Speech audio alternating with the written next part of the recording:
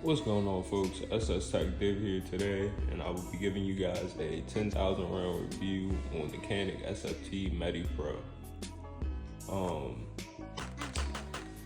Man, what can I say?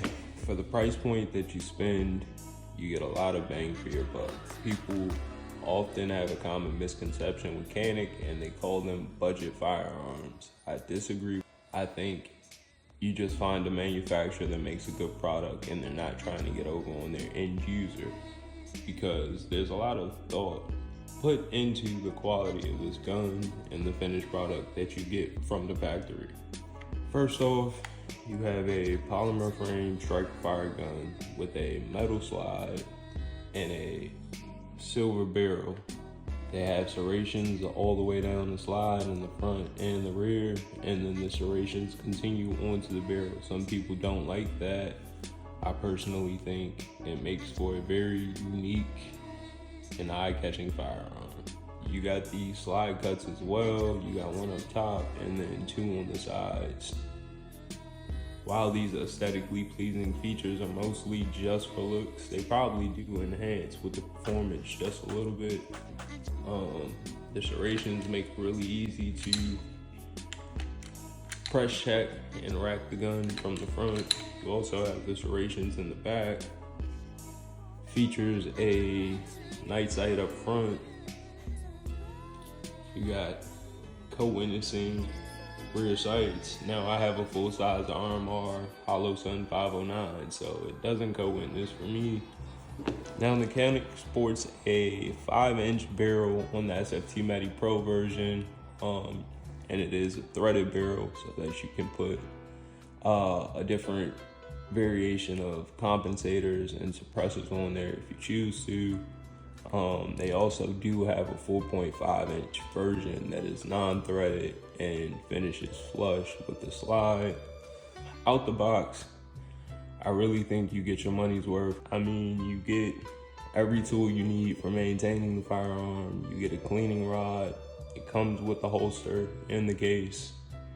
You get a mini replica of the gun that serves as a tool that you can mount optics with and change out things like the magazine release.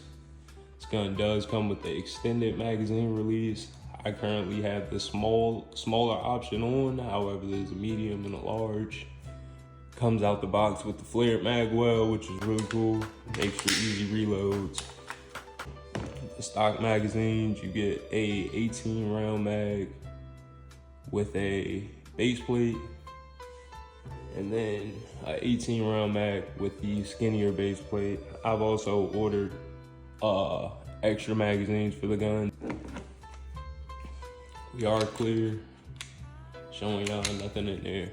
One of the big things with Canik that I think makes them stand out, and everybody knows it, is the triggers. The factory trigger that was in here.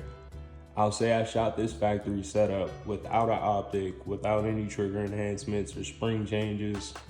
Shot about 2,500 rounds, 3,000 rounds through the gun, and I already loved it. The trigger pull was very crisp. Has a quick trigger pull, a pretty fast reset, and then you're able to pull and get right back on target.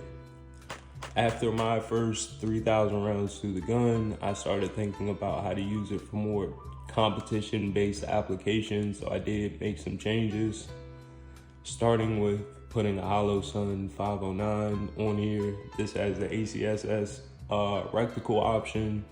So I got the arrow with the circle around it to get a quick sight picture when I'm presenting the gun.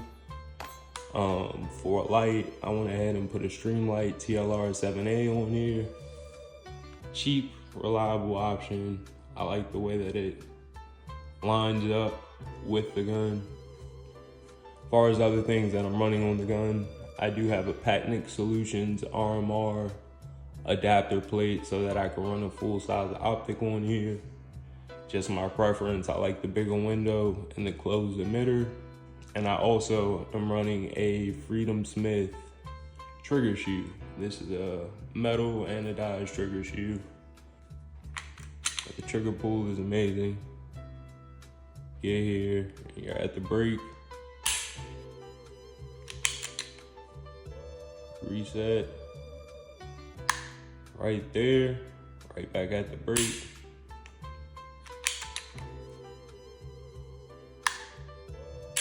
So that's one of the big reasons why people love Canik triggers. That, or Caniks in general, that trigger is next to none and very hard to beat in a polymer strike fire gun. Now, if you guys don't know, these guns are actually clones of the Walther P99. A more modern version of that design, but I think it's a beautiful pistol. I mean, 10,000 rounds later, and I use it out of a holster continuously, and I mean, there's no marring on the finish of the gun at all. And all in all, it feels really good in the hand, and it handles really good when you're shooting it. I will say, recoil-wise, it's very manageable. I think